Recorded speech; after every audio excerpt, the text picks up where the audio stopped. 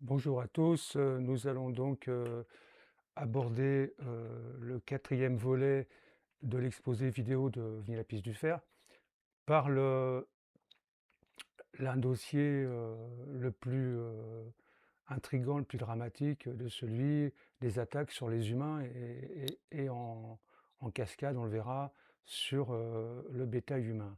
Alors, les données sur le sujet, elles sont imposantes, sont importantes et notamment, heu, d'un livre dont on a déjà parlé, c'est le livre de Bob Pratt, qui s'appelle, dans la version française, «OVNI Danger». Alors c'est intéressant, d'évoquer, quand j'avais utilisé ce livre, pour mes recherches, je l'avais trouvé comme une coquille vide, avec peu d'informations, concrètes.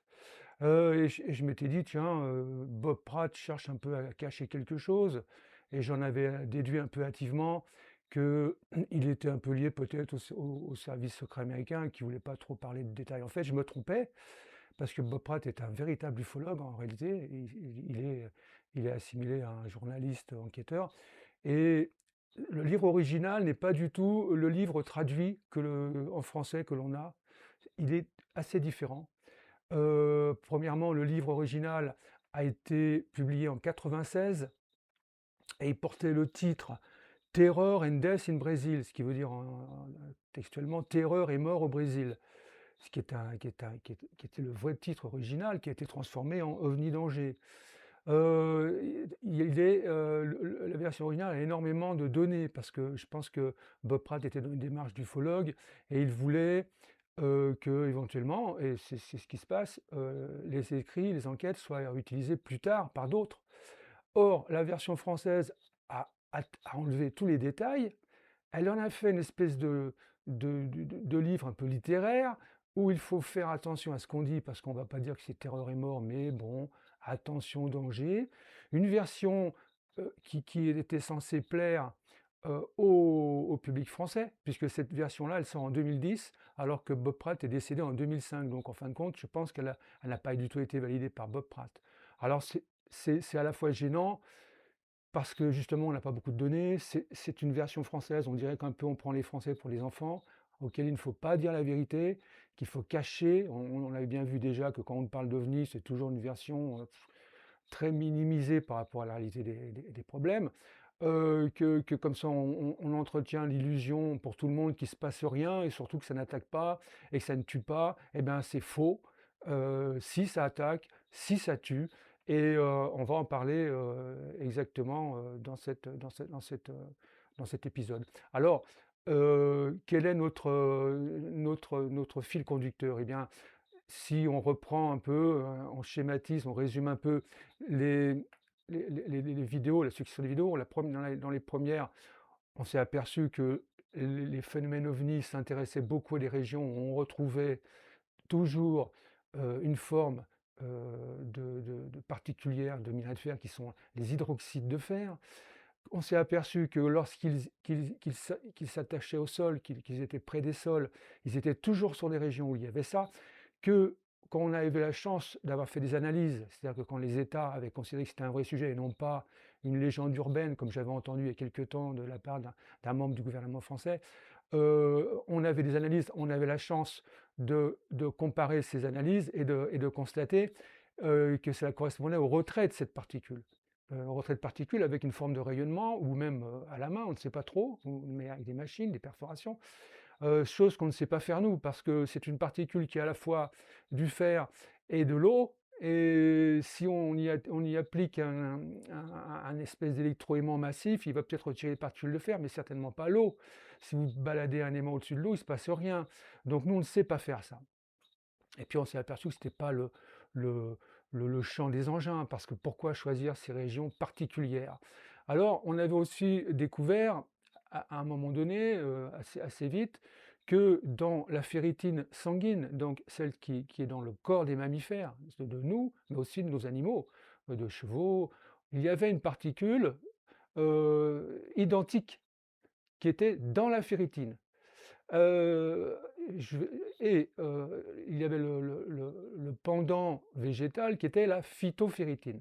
Alors, il faut bien comprendre une chose, c'est que si la ferritine et la phytoferritine sont ciblées, c'est parce qu'il y a quelque chose à l'intérieur, il y a une particule à l'intérieur, c'est-à-dire que la ferritine en fait la ferritine sanguine, c'est une espèce de noix vide, coquille de noix et à l'intérieur, il y a une pulpe, il y a une particule et c'est cette particule-là qu'on retrouve dans les sols et qu'on retrouve partout, qui est une nanoparticule, donc je en parlerai en abondance dans le 5 puisque on va comprendre, on va se pencher dessus, parce que c'est celle-là qui est l'objet de toute cette activité un peu incompréhensible pour nous les humains, hein, parce que nous ne comprend pas l'intérêt exagéré devant ça. Mais comme nous ne sommes pas dans ces civilisations-là, nous ne les connaissons pas, nous n'allons pas anticiper leurs réactions ou leurs réflexes par rapport à nos réflexes à nous et nos besoins à nous. Ça n'a rien à voir. D'autre part, il faut bien considérer une chose, et ça c'est très important, c'est que cette particule-là, elle n'existe que sur Terre pour l'instant. Pour quelle raison? Eh bien, parce que il est nécessaire, et on va bien l'étudier de près, elle est hydratée, c'est-à-dire qu'elle a besoin d'eau pour se développer. Elle se développe dans l'eau. En plus, c'est même pas une particule figée. C'est une sorte de particule qui suit un espèce de processus qu'on a du mal à expliquer. C'est en gros, il y a une forme jeune, une forme vieille, etc., une forme intermédiaire. Elle a besoin d'eau. Et ben l'eau, actuellement, il y en a pour l'instant que sur la planète Terre. Il n'y en a pas sur Mars. Il y a des formes de cette celle-là, mais elles sont mortes, elles sont figées. On va le voir, cette particule, elle est recherchée sous une certaine forme, à un certain degré de développement. Et donc là, il n'y a que la Terre actuellement. Voilà. Donc, ça va ouvrir des horizons, bien sûr, on va comprendre beaucoup de choses, et puis surtout, on va faire le lien avec tous ces dossiers-là compliqués. On va ensuite, comment dire? Réfléchir sur un cas qui est celui du cas Dyatlov, parce qu'il a d'énormes similitudes avec tout ce dossier. C'est-à-dire le dossier le cas Dyatlov, c'est 9 décédés de manière un peu, étrange, dans l'Oural mais avant tout, on va s'intéresser au livre de Bob Pratt, puisque lui, ce dernier, a écumé tout le Brésil dans les années 70 et 78, et notamment a remonté les grandes affaires comme celle de Colares, et on va parler de celle-là, parce que celle-là, elle va nous relier directement, ça y est, on va comprendre que la ferritine sanguine, mais pour l'instant on en reste là, il faut savoir qu'il y a quelque chose dans la ferritine sanguine, mais on va l'étudier puisque toute la médecine, tous les examens médicaux concernent ça, et pas ce qu'elle contient. Même si, évidemment, c'est ce qu'elle contient, hein. Et donc on va se pencher sur cette énorme affaire de l'affaire de Colares.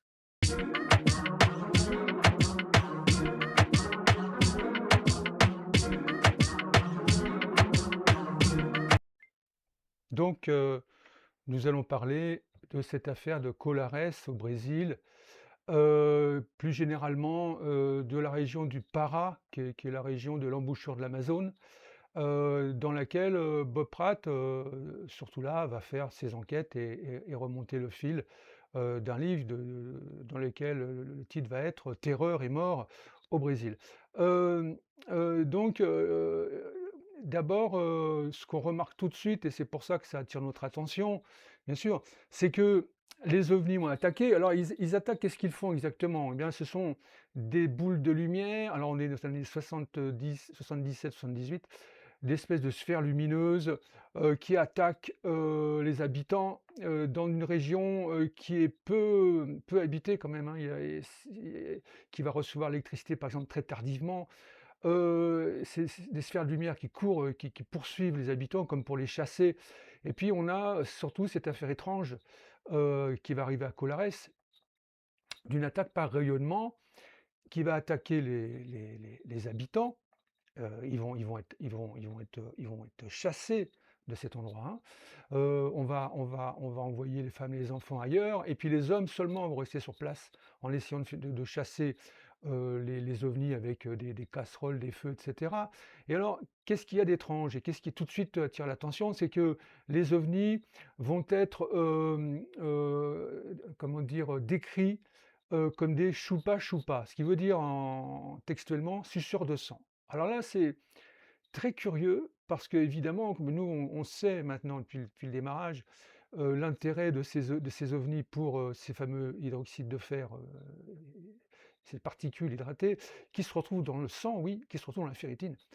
Et quand on l'atteint, eh bien, c'est comme si on avait des symptômes, d'une perte de sang, en fait. C'est tout à fait clair. Alors, que va-t-il se passer? Eh bien, dans ces attaques, qui sont nombreuses, hein, bien sûr, l'État brésilien va tout de même, s'en inquiéter, mmh, puisque les territoires sont investis par ces ovnis. C'est comme s'ils voulaient faire le ménage un peu, hein, chasser la population humaine de tout ça, en s'y attaquant. Et donc, le gouvernement brésilien comment dire? Heu, organiser une opération militaire qu'on va appeler l'opération Prato et qui va être, dirigée par le colonel Holanda et qui va faire bon d'abord, qui va être là pour rassurer les populations sur ce qui est en train de se passer, bien sûr. Parce qu'il y a quand même commence à y avoir des blessés, il y a même des morts. Alors je vous expliquerai exactement quel est le qu'est-ce qu'on peut retirer des examens médicaux qui vont être faits, parce qu'il va y avoir des examens médicaux qui vont être faits, à la fois sur les blessés et sur les morts, savoir ce qui s'est passé. Et donc le colonel Landa va rassembler un dossier énorme, plusieurs milliers de photographies, des rapports, plus de centaines de rapports, un ensemble de témoignages importants. Mais il faut savoir une chose, c'est qu'à un moment donné, il va être dessaisi de l'affaire. Alors on ne sait pas pourquoi. Peut-être que parce que la la conclusion, parce que lui à ce moment-là parle d'OVNI, mais il ne parle pas d'autre chose, hein, va peut-être déplaire. Enfin, en fin de compte, il va être dessaisi et ce sont les Américains qui vont prendre la main, encore une fois sur ce dossier. Donc voilà, là on en est. Donc il y a à peu près, alors ça dépend des sources si vous voulez, parce qu'il y a plusieurs dans donc les blessés vont être, soignés d'abord, hein, par les hôpitaux de Colares et tout, avec, notamment, un docteur, une doctoresse qui s'appelle le docteur Carvalho, qui va faire les examens complémentaires sur les blessés, qui va enregistrer évidemment les décès et puis qui va rajouter ça au mystère, en fin de compte, dont on parle. C'est-à-dire, premièrement, quelle est la nature, des blessures? Et deuxièmement, pour quelles raisons se sont-on attaqués aux humains? Alors, déjà, la nature des blessures. Alors évidemment, qui ressort dans tout ça? Première chose intéressante, et donc ce qui va nous guider, nous, ce qu'on va comprendre, c'est que, par exemple, dans les rapports du docteur, Carvalho, on a, un constat bien établi statistiquement de l'intérêt, de ces fameux ovnis. Alors ces ovnis font quoi? Eh bien, ils dirigent une espèce de rayon blanc, qui touche, les les les habitants. Parfois, quand ils sont en train de dormir, hein, ils font la sieste et ça traverse le le toit, ça remonte sur eux et ça remonte le long des veines, on ne sait pas trop et puis tout à coup, ils se sentent un peu affaiblis, comme si on leur avait ponctionné du sang.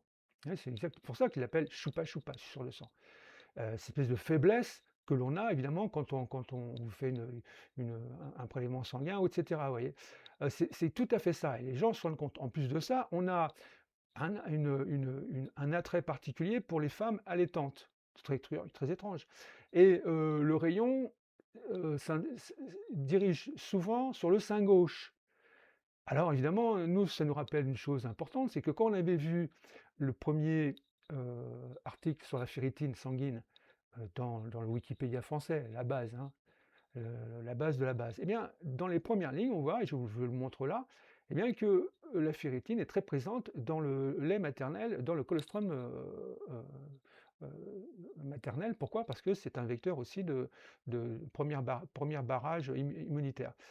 Et donc là, le fait que ce rayon s'intéresse de près aux femmes allaitantes, qui touchent les seins, et notamment le sein gauche. Alors, question, pourquoi le sein gauche? Bah, parce que le sein gauche, anatomiquement, il est le plus vascularisé, c'est celui qui a le plus de sang. Et que les symptômes, en fait, que va relever, bah, c'est celle de tous ces blessés? Eh ben, c'est celle d'une anémie fériprive. C'est-à-dire que faiblesse, douleur douleur de tête, c'est-à-dire maux de tête, faiblesse, état général fatigué. Et puis, le docteur Cavallo va aller encore plus loin, il va faire des analyses sanguines et s'apercevoir qu'ils ont tous, et ça c'est dans le livre de Bob Pratt, un taux d'hémoglobine en baisse, très bas.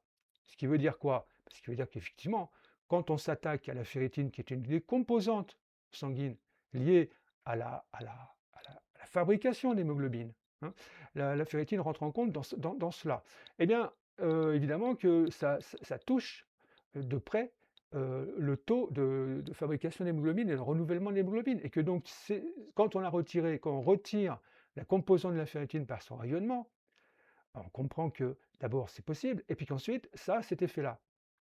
Et l'effet peut aller très très loin, parce que si vous êtes une personne un peu faible, un peu cardiaque, si vous voulez, quand on vous retire ça, on vous abaisse votre taux d'hémoglobine, on complique l'oxygénation de vos tissus. Donc le cœur se met à battre plus vite, évidemment, pour compenser c'est une mécanique de précision, le corps humain. Donc lui, il compense, donc il accélère le rythme cardiaque, il accélère la pression sanguine aussi, pour augmenter le débit, pour compenser la perte d'oxygénation.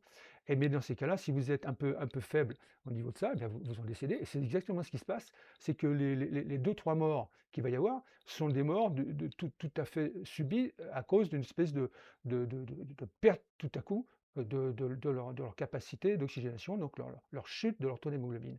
Ça, c'est tout à fait vrai. Et puis, si vous voulez, on a en plus de ça des symptômes comme des jaunisses subites qui sont tout à fait cohérentes par rapport à tout ce dossier. C'est bien ce qu'on retire par ce rayonnement sur ces personnes.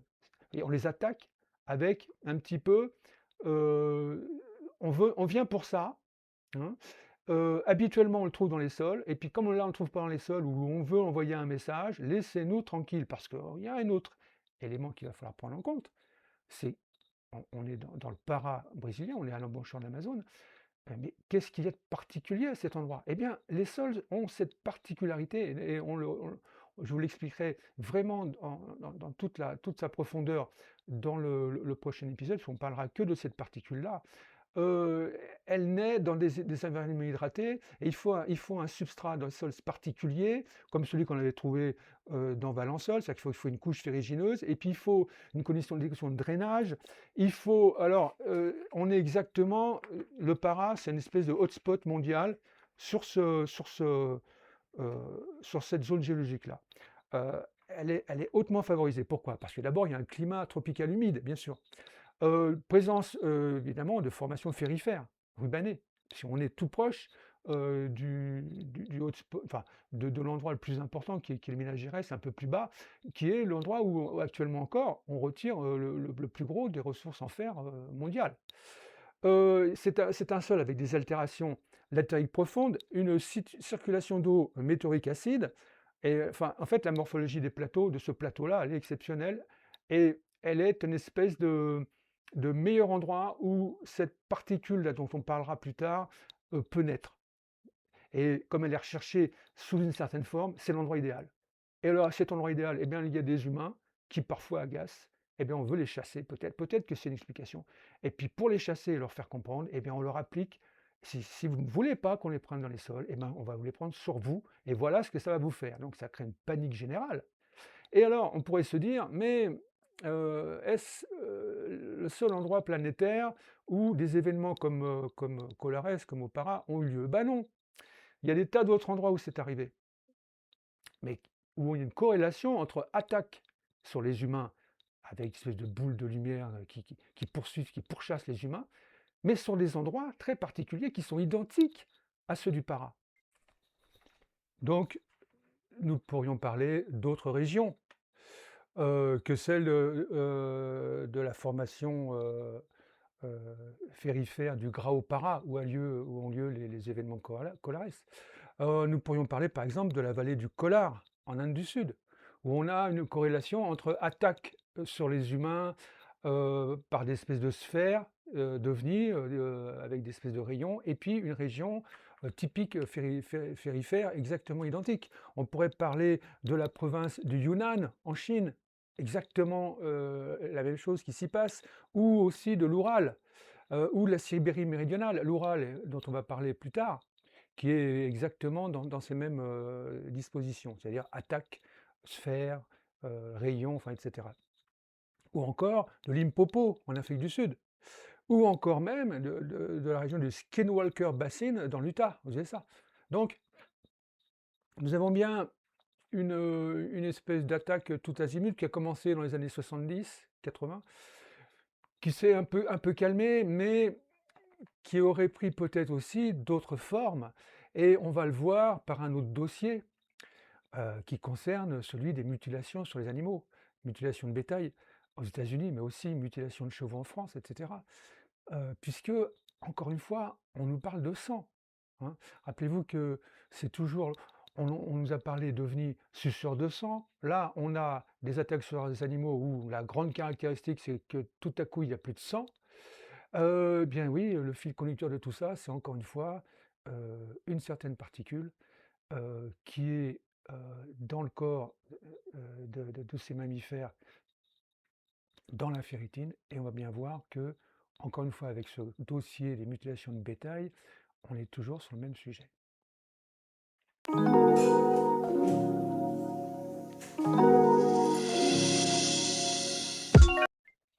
Donc nous allons parler, maintenant du dossier des mutilations animales, à la fois du gros dossier américain, puisque c'est là où a eu lieu, mais aussi on en a aussi des cas en Argentine à partir des années 70-80. C'est aux mêmes époques, hein, c'est très curieux, qu'on a déjà des attaques sur le bétail aux États-Unis, et puis cette fameuse attaque de Colares, hein. Enfin, la corrélation est encore à bien définir. Et on a aussi, encore tout récemment, des attaques, cette fois-ci sur les chevaux, qui a lieu en été en France et en Allemagne, qui ont toujours les mêmes caractéristiques. Alors, quelle est à peu près la taille de ces attaques? Eh bien, c'est quand même suffisamment important pour que, dans beaucoup de pays, on s'en émeuve, et notamment aux États-Unis, puisqu'on arrive à peu près à un chiffrage, alors, qui est encore à peu près approximatif, parce que, il y a aussi des morts naturelles parfois, mais on tomberait à peu près d'avis de sur 20 à 30 000 têtes de bétail. Ah, c'est quand même considérable. Alors que se passe-t-il? Alors les premiers sont arrivés dans les années 77, 78 et 70, et on a donc, toujours le même tableau clinique, de bêtes, trouvées, mortes anormalement, qui ne sont ni âgées ni malades, dont les les causes de la mort sont toujours, un peu mystérieuses. On retrouve toujours, les mêmes organes qui ont disparu. On retrouve aussi évidemment l'absence de sang. Donc le sang a été récupéré. Ce qui avait fait amener à penser à une théorie, puisqu'évidemment on en est toujours dans les conjectures, les théories, puisqu'on n'arrive pas à relier ça à un schéma global. Donc chacun y va de sa petite explication, hein. C'est tout le problème de ce sujet-là, hein. Les adeptes du crop circle vont parler de leur petite théorie, ceux des ovnis de la leur, ceux de mutation de bétail d'une autre, mais sans penser à un moment donné que l'ensemble était lié. C'est ce que moi mes travaux, découvrent en fait, hein. Donc des morts brutales d'animaux, pas de les animaux ne se sont pas rebellés, oui, pas de traces de lutte. On a parfois aussi des histoires d'ovnis qui sont racontées à proximité, hein. Ça, c'est les cas américains. On l'a souvent relevé, les gens disent: «Oui, tiens, il y avait là les lumières», et cetera, comme souvent, hein. Qu'est-ce qu'on a comme organe de prélevé? Eh bien, on a souvent, les oreilles, orbite des yeux, les mamelles. Alors ça, c'est très étrange parce que, l'histoire des mamelles pour les génisses, ça nous rappelle encore une fois l'histoire de la ferritine dans le lait maternel, hein, puisque nous sommes tous des mammifères et nous avons tous à peu près les mêmes mécanismes, hein. C'est très étrange, et alors, comme on n'arrive pas à expliquer tout ça, on a eu des enquêtes officielles, on a même eu, Bigelow, le grand boss du MUFON, qui avait racheté une ferme, qui était l'objet de nombreuses, mutilations, animales. Je ne crois pas que leurs recherches ait donné grand-chose. Non, je ne pense pas parce qu'effectivement, le problème, c'est que, encore une fois, si on ne prend que ce sujet-là, on ne comprendra rien. On comprend rien. C'est incompréhensible. Quand on prend l'ensemble du tableau, on comprend tout. Voilà. Alors, il y a dans tous ces organes qui ont disparu, et le sang, évidemment, que certains ont un lien direct avec la présence de ferritine. C'était un petit peu la découverte, notamment les mamelles, évidemment, puisque ça se rapprochait de l'histoire de l'attaque sur les seins, des affaires de Colares. Mais il y avait autre chose de plus intéressant, et j'en avais parlé dans mon dernier livre, celui qui était sorti en 2024, OVNI, révélation, mystère du fer, c'était l'atropine. L'atropine, et ça nécessite un petit paragraphe particulier qu'on va appeler le paragraphe atropine. Alors, qu'est-ce que l'atropine? Alors, c'est une substance, bien sûr, qui est tirée de la belladone et qui a une odeur très particulière. Alors, elle n'a jamais été analysée, ce qui est bien dommage, dans les cas de mutilation de bétail, sauf qu'elle a été repérée par les vétérinaires. Plusieurs vétérinaires ont remarqué cette odeur particulière qui leur faisait penser à l'atropine. Et c'est-à-dire que c'est une substance qui est utilisée en chirurgie, qui fait partie de la famille. Alors là, je vais le lire parce que c'est anticholinergique. Voilà, c'est ça la famille de l'atropine. Alors, elle est utilisée comment en chirurgie humaine? Elle a plusieurs effets. Alors, ce n'est pas évidemment comme j'avais prétendu, je m'étais trompé, je ne sais pas pourquoi, j'avais lu ça où, je ne sais pas. Ce n'est pas un anticoagulant, ça c'est clair, ce n'est pas du tout ça. Moi, j'avais pensé à ça en disant, bon, on administre à l'animal un anticoagulant de manière à pouvoir le vider de son sang plus facilement, sans qu'il y ait de caillots, etc. Non, c'est pas ça du tout.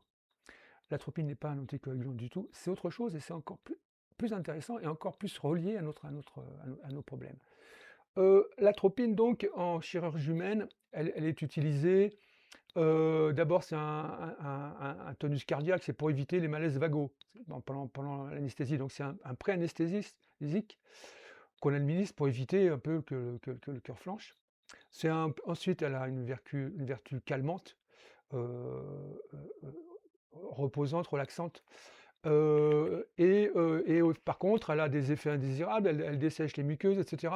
Alors, elle dessèche les muqueuses, c'est intéressant parce que ça évite la salivation trop importante pendant l'opération, etc. Vous voyez. Donc, on l'utilise, et là, on se demande, mais qu'est-ce qu'elle vient faire là? Dans le cas de nos... Alors, on pourrait cette atropine, donc ce dérivé de la belledone, je crois, qui est une plante, elle serait déjà injectée aux animaux, d'abord pour les calmer, pour permettre de les approcher facilement, puisque ça atténue leurs réflexes, premièrement. Deuxièmement, dans le cadre de l'administration un peu poussée de cette atropine, elle a un effet oxydant. Alors, c'est un petit peu, on va rentrer un peu plus dans le détail médical, entre guillemets. Mais il y a un antioxydant, un chef des antioxydants dans le corps humain, c'est la ferritine. C'est-à-dire que si, imaginons, j'administre une forte dose d'atropine, donc je calme l'animal, je vais pouvoir l'approcher facilement, et puis je vais déclencher une espèce de cascade d'effets physiologiques, c'est-à-dire un grand stress oxydant et une mobilisation à ce moment-là de la ferritine. Alors, pour vous rappeler une chose, par exemple, on dose la ferritine sanguine dans les pathologies humaines parce que quand vous avez une pathologie, vous avez forcément un stress oxydatif, et bien la ferritine se mobilise davantage et donc on la dose. Et quand on dose la ferritine à un taux élevé, on vous dit vous avez une pathologie inflammatoire. Donc vous voyez que si on le pousse encore plus fort, on va déclencher un accroissement de la ferritine. Elle va se concentrer, la ferritine, à ce moment-là. Et elle va se concentrer où? Eh bien, aux endroits, justement, où on a noté le fameux dessèchement des muqueuses. Eh bien, quels sont ces endroits? C'est les yeux, la langue, les organes sexuels, le cœur, les tissus périnaux. Et ce sont exactement ces zones qui sont prélevées. ces organes qui sont prélevés. C'est-à-dire que c'est très intelligent, mais on a affaire à des civilisations qui nous connaissent parfaitement sur le bout des doigts, hein, connaissent parfaitement notre anatomie. C'est-à-dire qu'on déclenche une espèce de tempête oxydante qui va mobiliser la ferritine à certains endroits, et aux endroits où elle se trouve tout à coup concentrée, on coupe et on récupère. Et on récupère le sang avec, puisqu'évidemment, il y a de la ferritine dans le sang. Et comment on le sait ça? Comment on arrive à comprendre que c'est parce qu'on a retiré la ferritine, on a d'autres effets? Par exemple, sur la momification des carcasses. On ne comprenait pas pourquoi elles se décomposaient difficilement. Eh bien, évidemment que comme on a retiré tout ça, on a tué toute une partie des microbes et des bactéries qui sont comment dire, dans le processus de putréfaction. Parce que il faut savoir que cette particule dont on parle, elle est aussi dans beaucoup d'organismes vivants, des micro-organismes. Donc on tue tout.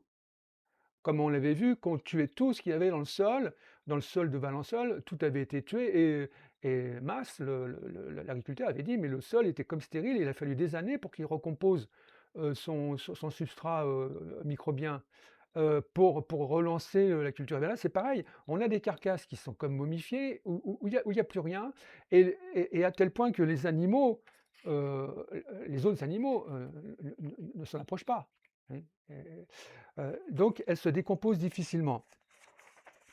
Et on a d'autres effets. On a sur les yeux, on avait la dilatation des pupilles qu'on avait noté sur les yeux qui restaient, parfois ils étaient retirés. Donc c'est tout un ensemble évidemment de de résultats d'analyse et d'observations cohérentes avec notre dossier. Et on a également, puisqu'on a d'autres cas, et cette fois-ci c'est en Europe, ce sont les mutations de chevaux qu'on a l'été. On a l'été et on a aussi en Allemagne. Et alors, la question est de savoir, mais d'où viennent, on ne comprend pas encore bien, sauf que j'avance à grands pas là-dessus, mais on comprend que sur certains dossiers, on a voulu chasser les humains qui étaient peu nombreux, pour être tranquille, hein, récupérer ce qu'on avait à récupérer, d'accord. Mais comment expliquer les cas de mutilation dans ces cas-là? Cette masse, c'est 20 ou 30 000 mutilations de bétail américain, et puis ces cas français. Alors alors pour le cas français, les cas français de mutilation de chevaux, j'ai j'ai conduit une analyse sur la relation qu'il y avait entre la qualité des sols à ces endroits-là où ont lieu les mutilations de chevaux, et à ces époques-là. C'est-à-dire qu'on remarque tout de suite, elles ont lieu en été. Et en été, l'analyse géochimique des sols, elle change à cause de la sécheresse. Donc notre fameuse particule hydratée, ben, elle disparaît dans les sols en été. Et notamment la géochimie, et il y a plusieurs régions où ce phénomène apparaît.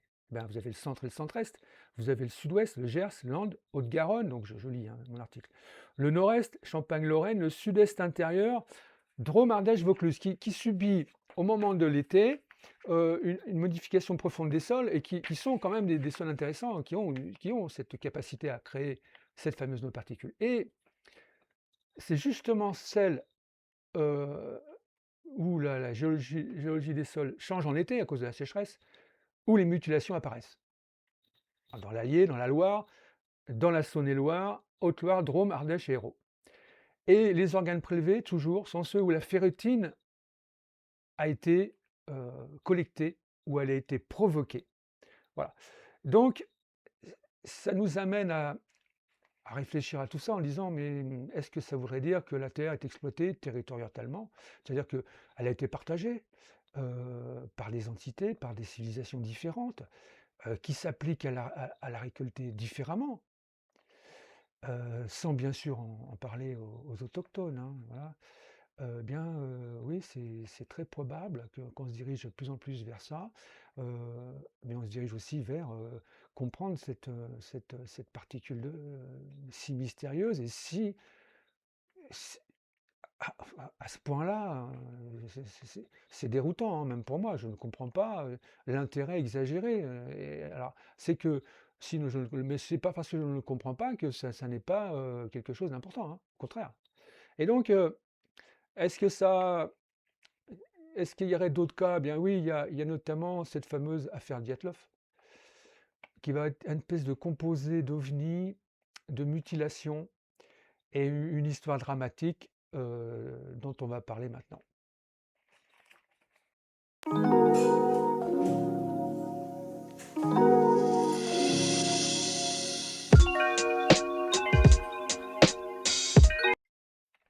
Alors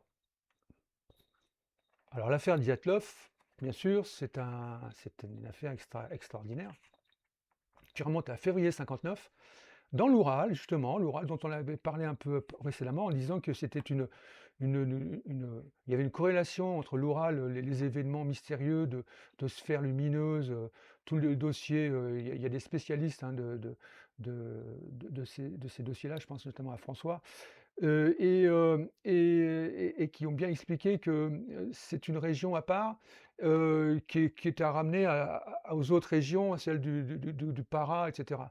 Et donc en 59, donc on est en pleine guerre froide, une équipe de 10 randonneurs va se rendre, dans l'Oural, faire une espèce de de performance sportive. Ils partent à 10, il y en a un qui va se retirer, donc ce sera le seul survivant. Les 9 autres vont, heu, être, tués, assassinés en fait, hein, parce qu'ils ne vont pas mourir de mort naturelle, on le sait. Sur une montagne dans l'Oural. Alors, on va au début, alors on devait les retrouver, on devait les avoir en rendez-vous sur l'issue de leur fameuse randonnée. Ils se sont jamais manifestés. Donc évidemment, ça a inquiété tout le monde. On est parti à leur recherche et on les a retrouvés morts. Mais les 9 n'étaient pas ensemble décédés. On va retrouver, leur tante, sur le mont, qui va s'appeler après le col Dyatlov, hein, à cet endroit-là. La tente, elle est sur une zone assez plate, hein, on le voit, sur les photos, hein, on voit très bien que c'est pas très pentu. La tente est à moitié recouverte de neige, et ce qu'on remarque tout de suite, c'est qu'ils se sont sauvés par l'intérieur, sans passer par la porte d'accès. Ils ont déchiré, lacéré, heu, l'intérieur, par l'intérieur, pour s'enfuir, et on va les retrouver très bizarrement, sans chaussures, et cetera, d'une manière totalement incohérente, avec une sortie, heu, à l'extérieur, hein, en pleine nuit, dans une température hivernale. C'est pour ça qu'on pense tout de suite au fait qu'ils soient échappés, enfuis, à toute vitesse en fait, comme s'il y avait une urgence. Bon, ça c'est le premier point.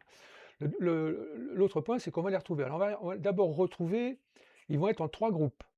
Vous avez un premier groupe de 3, un de 2 et un de 4. 3, 5, 9, d'accord?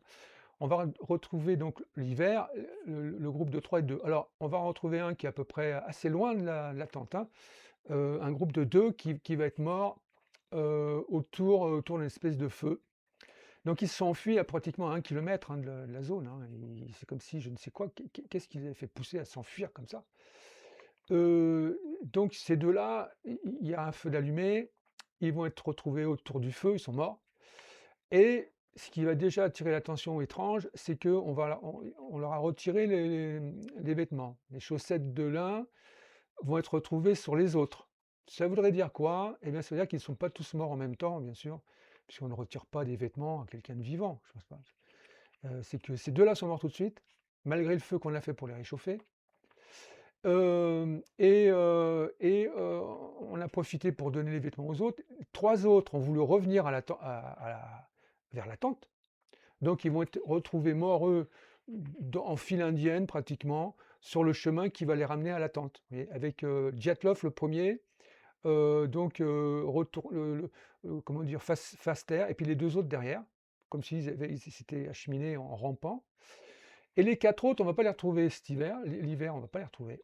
On va remettre ça parce qu'ils ne sont pas du tout aux mêmes endroits. Et ceux-là, on les retrouve au printemps d'après.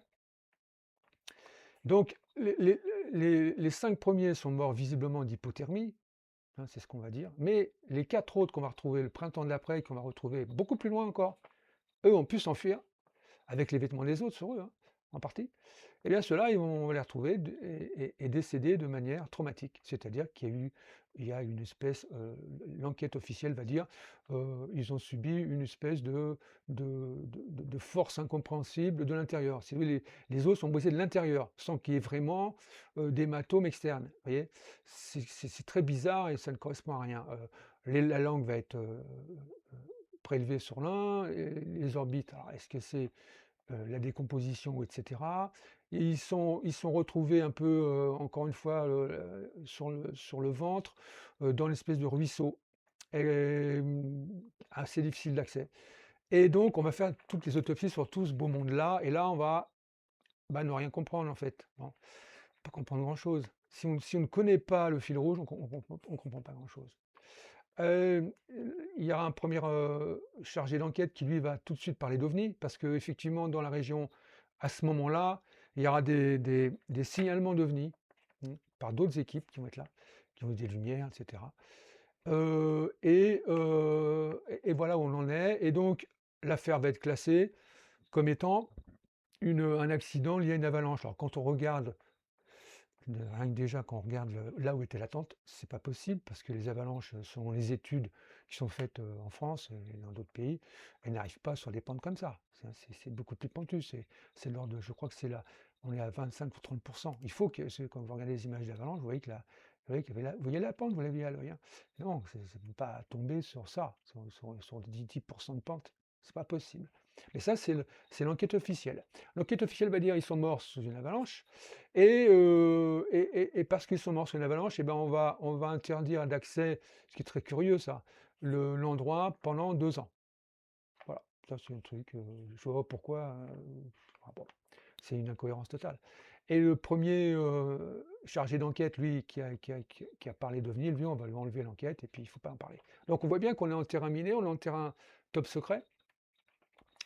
Et donc, les hypothèses, ont cours, hein, d'essais d'armes, russes, secrètes, de chutes d'astéroïdes, de bandes de comment dire?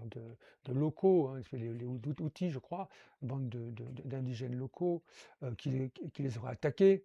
Pourquoi faire? On ne sait pas, pour les faire courir certainement, puis les tuer, en laisser mourir une partie d'hypothermie, puis en s'acharnant sur les 4 autres, bon, et on a même parlé du Yéti, hein, voilà, c'est super, c'est génial ça. Comme le Yéti, ouais, le Yéti, ouais, oui, parce que donc voilà. Donc et ça, bon, ça repose, pour moi, ça n'a aucun intérêt tout ça. Non, le seul intérêt que ça a, c'est que ça nous rappelle beaucoup certains dossiers, notamment celui des mutilations animales. Parce que quand on regarde, la langue coupée, et cetera, ça nous rappelle certaines choses. Alors, il y a aussi l'examen des corps pendant l'autopsie. Et l'autopsie, elle a dit 2-3 choses très intéressantes. C'est que, les corps sont retrouvés avec une espèce de couleur particulière. D'abord, ils ont aussi une espèce de ils sont comme momifiés, mais ça, on pourrait peut-être l'attribuer au froid, mais c'est pas si évident que ça, parce qu'ils sont quand même retrouvés dans cet état-là, alors qu'on est au printemps, puisque les 4 autres, et l'état interroge, on dit: «Mais comment se fait-il, que tout le processus de putréfaction se soit stoppé?» Ben, oui, mais on le sait ça, par le mutation animal. On sait que comme on retire cette, particule-là qui est la source un peu qui est liée intimement à la vie microbienne, et bien évidemment on stoppe tout. Voilà. Donc le côté momifié, qu'on ne comprend pas, là il s'explique très bien. Ensuite, on a donc la décomposition est ralentie et on a une coloration des corps ferrique. Alors c'est très bizarre, mais ça n'est pas bizarre si on comprend, cette histoire de stress oxydatif. Ils ont subi un stress oxydatif qui a fait que la couleur de la peau change, elle est un peu, si vous voulez, rouge rosé quoi, vous voyez? Et parce que, encore une fois, on est encore, dans le même dossier de retrait de quelque chose. Alors, comment est-ce qu'on pourrait expliquer toute l'histoire autrement que par, les essais, secrets d'armes, nucléaires russes, par le Yéti, hein, qui serait peut-être un Yéti de laboratoire puisqu'il arriverait lui à faire momifier les les, heu, comment dire? À momifier les corps et puis à retirer la langue et cetera. Donc c'est ce qu'on a retrouvé, les langues retirées, on l'a retrouvé dans la mutilation. C'est ce qui d'ailleurs a attiré l'attention de tout le monde en disant: «Mais tiens, c'est bizarre, ça ressemble un peu, il y a des similitudes». En plus des similitudes de région, bien sûr, puisque là, on est sur l'Oural. Il faut rappeler que c'est à cet endroit où il y a une activité importante de, de collecte naturelle dans les sols de ça. Et, et donc, comment on pourrait recomposer l'histoire? Eh bien, en 59, moi, je peux essayer de recomposer toute l'histoire en fonction de ça. On est sous l'époque de Staline. Heu, ces régions-là sont des régions stratégiques parce qu'elles sont liées à l'exploitation du fer. D'ailleurs, ce sont tous des élèves ingénieurs ou chercheurs sur cette histoire de sidérurgie-métallurgie. Puisque l'Oural est un lieu important, à cette époque-là, puisque si je vous rappelle que lors de l'avancée allemande qui a été jusqu'à Stalingrad, toutes les installations sidérurgiques et métallurgiques sont passées du côté de l'Oural. Pourquoi? Mais elles y étaient déjà, parce que l'Oural a des richesses, de fer. Et depuis très longtemps, depuis Pierre Ier, ça a été une des régions hotspot mondiales de tout ça. Et on en a fait, sous Staline, une espèce de complexe, heu, industriel, de recherche lié au fer. Ça, c'est clair. Parce que pourquoi? Parce que le fer, évidemment, on on fait quoi avec le fer? Bon, on fait des canons et des chars. Et à l'époque, l'industrie sidérurgique, c'est l'industrie numéro un en termes de capacité et de puissance militaire. La France d'ailleurs était très bien placée à l'époque, hein. On était, pratiquement devant dans les années 50-60, on était numéro un en France. C'est très curieux mais évidemment maintenant ce n'est plus le cas, on n'a plus besoin d'autant de fer et d'acier pour construire des canons et des chars. Mais à l'époque, c'est une région stratégique. Donc, essayons de nous mettre dans ce contexte. À l'époque, années 50-60, Staline est au courant de ce qui est en train de se passer, ne comprend pas ce qui se passe. On ne comprend pas, quels sont ces mystères de boules de lumière, est-ce que ce ne serait pas les Américains qui seraient sur place? Donc, dans le doute, qu'est-ce qu'on peut faire? Eh ben, on va envoyer une équipe, sans lui dire exactement, heu, de jeunes chercheurs, ingénieurs, tous autour de de jeunes étudiants, mais avec à qui on va on va lui rajouter quand même un personnage un peu plus, il y en a un des 9 qui a plus de 30 ans et qui lui est des services, on sait pratiquement qu'il est des services secrets russes. Donc c'est une équipe d'enquête qui va enquêter sans le savoir. Elle va être amenée sur place et on va se dire: «Mais vu leurs connaissances, leurs compétences, ils vont arriver à nous dire: "Oui, bah, c'est ci ou c'est ça"». Voilà. Donc une enquête un peu de contre-espionnage pour aller voir ce qui se passe sur cette région clé, qui est l'Oural et qui est cette région particulière. Donc ils arrivent là, on va leur expliquer, on va faire semblant, qu'ils se sont perdus, en fait ils ne sont pas perdus, hein. Ils venaient là exprès et là, il va y avoir un règlement de compte. C'est-à-dire que les entités qui viennent chercher ça, moi à mon sens, vont nous envoyer un message à la Russie. On va dire à la Russie: «Foutez-nous la paix et si vous cherchez un peu la petite bête, on va vous le faire comprendre autrement» et c'est ce qui se passe. Qu'est-ce qui se passe? Eh bien, ils se mettent dans cette tente, rappelons-nous les 9. Bon et très probablement ce qui s'est passé, c'est qu'ils ont été attaqués avec le même rayonnement qu'on a vu à Colares, c'est-à-dire celui qui crée l'anémie, qui pompe, heu bon, je vous dirais ce qu'il y a dans la ferritine, mais qui détruit la ferritine sanguine, qui abaisse d'un coup l'autohémoglobine, qui va créer une espèce d'anémie fulgurante et quand on a une anémie fulgurante et ben on résiste très mal au froid. Voilà. C'est-à-dire que tout à coup, ah bah oui, le froid, anémie et froid, ça ne va pas du tout, hein. Ça se finit très mal. Déjà le froid en lui-même est compliqué, le corps a du mal à lutter contre le froid, mais quand en plus vous êtes anémié, eh bien c'est ce qui va se passer. C'est-à-dire que dans les 9, le rayon va attaquer, je pense, dans ces cas-là, près de la porte, puisqu'ils ne pourront pas sortir. Ça va les réveiller d'un coup, ils vont voir un peu, alors ce rayon passe à travers tout, hein, on l'a vu, il passe à travers le toit, il passe à travers tout. Il va atteindre 2 des 9 plus fortement, 3 moins, 2, vous voyez, les 2 près de la porte, les 3 après vont être atteints aussi, mais un peu moins. Les 4 autres, beaucoup moins. Ils vont, ne pouvant pas sortir par la porte à cause de ce rayonnement tout de suite, ils vont sentir qu'il y a quelque chose de physique, comme ont ressenti les habitants de Colares, hein. On me pompe le sang, on m'affaiblit. Ils vont sortir, mais ils ne pourront pas sortir, parce que s'ils passent là, ils vont rester dans ce rayonnement. Ils s'enfuient en déchirant la tente, et puis ils s'enfuient en catastrophe, parce qu'il faut faire vite, parce que l'impact est réel et rapide, et les autres doivent se sentir affaiblis tout de suite. Ils sortent en courant, et s'enfuient le plus loin possible, vous savez, comme en courant dans la neige. Les deux, on commence déjà, les uns commencent à souffrir du froid. Les deux plus atteints, on va les mettre près du cèdre, là, la forêt, à 1 kilomètre presque, hein. On va allumer un feu pour les réchauffer, évidemment, puisque l'anémie va provoquer une hypothermie fulgurante. Ils vont avoir très très froid, puis ils vont décéder tout de suite. Et qu'est-ce qu'on va faire de leurs vêtements? Ben, on va se les partager.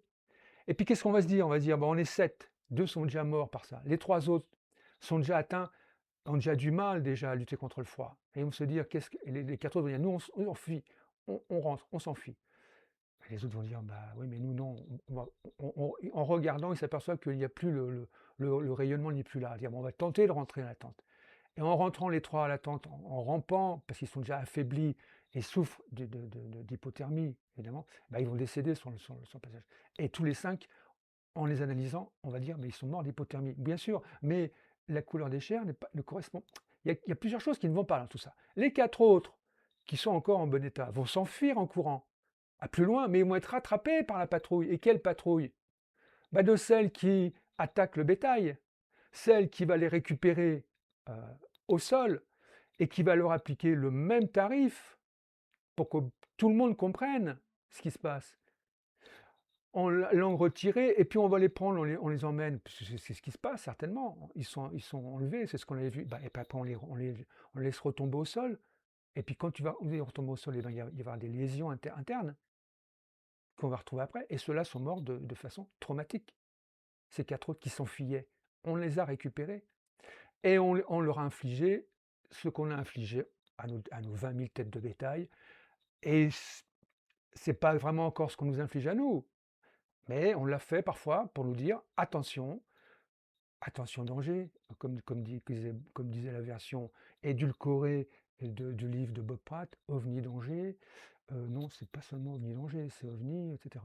Alors évidemment, aujourd'hui, on a encore des cas de mutilation de bétail, et c'est notamment le cas, on l'a vu en France tous les étés. On a encore des mutilations de bétail aux États-Unis. Et puis on a une occupation, oui, bah voilà, moi je pense qu'il n'y a pas. On peut difficilement faire comme s'il ne se passait rien. Et une occupation aussi sous-marine, très certainement, puisqu'on a vu que les incidents récents. Alors, on va clore ce sujet-là, hein, des mutilations animales et humaines, ce dossier un peu compliqué, et puis on va préparer le dernier épisode, le 5, qui est là, on va parler de cette particule qui se trouve dans la ferritine, la physantine, c'est parce que c'est elle la cible. Cette curiosité minéralogique, qui n'est ni un minéral, ça s'appelle un minéraloïde, que tous les labos ont du mal à définir en ce moment, qui est l'objet depuis un certain temps d'études. Alors, ce qui est très curieux, et on va le voir, qui a commencé à étudier cette chose-là, cette particule, dont on va parler plus tard. On en parlera avec le sujet des crop circles, parce que vous allez voir qu'à la fin, il y a une petite surprise du chef, il y a un espèce de truc extraordinaire sur les crop circles, parce qu'effectivement, vous allez voir, je vous expliquerai, on a voulu nous raconter une histoire, hein, dans les champs, mais on ne l'a pas vu. Mais moi, je l'ai compris aujourd'hui. Mais qui a commencé à étudier cette particule, qui est une curiosité un peu dans la nature? Je vous expliquerai pourquoi. Eh bien, il y a 2 nations qui ont commencé les études, c'est les Russes et les Américains. Voilà. Alors, je vous montrerai Les premières études ont été lancées quand? Eh ben, en 73, années 70. 59, Dyatlov, les Russes, je pense, ont compris que ces incidents, arrivaient sur des régions particulières. Heu, Ils ont voulu peut-être en avoir confirmation, mais dès les années 70, les études commencent. En 73, cette particule, je le dirais, elle est adoubée par l'organisme international, mais avec, tout un tas de controverses qui existent encore aujourd'hui, hein. On n'arrive pas à la comprendre et bon, c'est très, très, très drôle. Mais on peut tout de suite noter qui commence à étudier ça, c'est les Russes, donc évidemment, en 70. Ce sont ensuite les Américains qui embrayent le pas. Et vous vous dites: «Mais pourquoi est-ce qu'on se met à étudier une espèce de truc bizarrerie comme ça, une espèce de truc un peu bizarre, juste au moment où, d'autres civilisations s'y intéressent?» Moi, je pense que Russes et Américains ont compris tout de suite, quel était le sujet, quel était le nerf de la guerre, le fil rouge, c'était ça. Qu'ils ont lancé sans évidemment en parler au labo. Et quand vous lancez une vous financez, vous êtes État américain ou service américain, vous lancez des études sur des labos, vous n'allez pas leur dire: «Oui, au fait, nous avons des informations comme quoi cette chose-là a une importance capitale, qu'il y a quelque chose, qu'on ne comprend pas, on voudrait que vous l'étudiez, donc on va vous donner, des thèmes de recherche». Donc j'ai regardé les thèmes de recherche pour avoir une idée un petit peu, d'où venaient un petit peu les donneurs d'ordre, ce qu'ils cherchaient. Bon, allez, c'est assez divers et puis on n'a pas encore, bien cerné tout ça, hein, mais comme par hasard, ce sont les Russes qui attaquent les premiers dans les années 70 et comme par hasard, les Russes n'ont jamais trop communiqué sur le sujet OVNI et on pourrait dire qu'on a affaire à une désinformation. Et comme, l'excellent rapport Cometa que je vous conseille tous de lire, hein, qui est paru en 2000, heu, par par le par les militaires français, les hautes études, explique qu'une désinformation peut avoir 2 faces. On peut être la désinformation amplifiante, c'est-à-dire on raconte beaucoup d'histoires.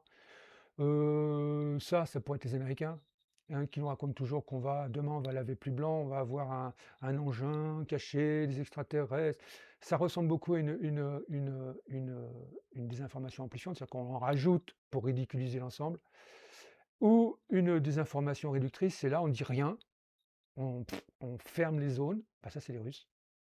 2 attitudes et qui rendent le sujet, parfois un peu, ridicule d'un côté, même si, les Américains ne sont pas tous comme ça. Il y a une partie, de grands ufologues aux États-Unis, notamment Bob Pralt, je regrette d'avoir pensé ça de lui, hein, maintenant, il faisait partie de la grande famille de ceux qui cherchent vraiment à comprendre et à essayer de diffuser ce qu'il trouve, comme il était, Heineck et cetera.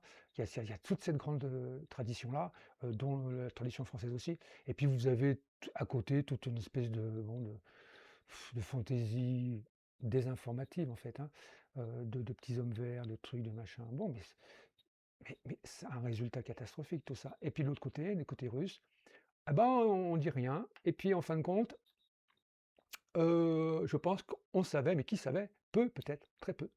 Parce que le sujet est assez, tendu, parce que celui qui va découvrir, ce qui se cache derrière cette particule-là, bon, son importance, on la connaît, ça y est. Donc on s'imagine que tout ce dossier est tellement énorme que c'est important. Mais